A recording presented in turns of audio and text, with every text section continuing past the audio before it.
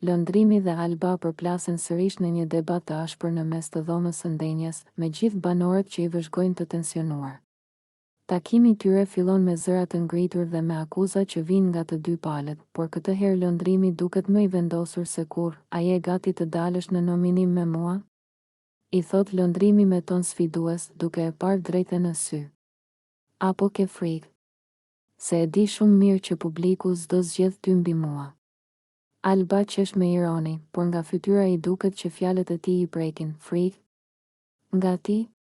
As mos e çoj mendjen, i kthen ajo. Mos e mbivlerëso veten kaq shumë. Por Lëndrimi nuk tërhiqet. Ai ecën drejt saj me një qëndrim të vendosur. Ti gjithmonë flet, por kur vjen puna për përballje, ikën mbrapa. E di që nëse shkojmë të dy në nominim, publiku do të largoj ty, prandaj po e shmang. Disa banor shohin njëri tjetrin, të ndjerë se debati po shkon drejt një pike pa kthim.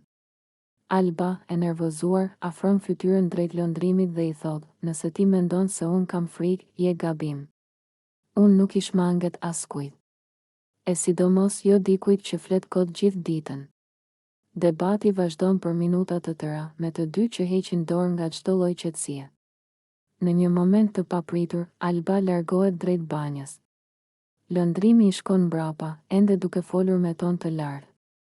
Pa menduar për pasojat, të dy hyjnë brenda banjos, një nga zonat ku rregullat e Big Brotherit nuk lejojnë hyrjen e dy banorëve bashkë në rrethana të tilla. Brenda shtëpisë dëgjohet alarmi i Big Brotherit, banorët ndalojnë, të shtangur. Të gjithë e kuptojnë menjëherë se çfarë ka ndodhur. Zëri i Big Brotherit dëgjohet i prerë në altoparlant. Lëndrimi dhe Alba kanë thyer një rregull të rëndësishëm të shtëpisë. Të dy automatikisht shkojnë në nominim.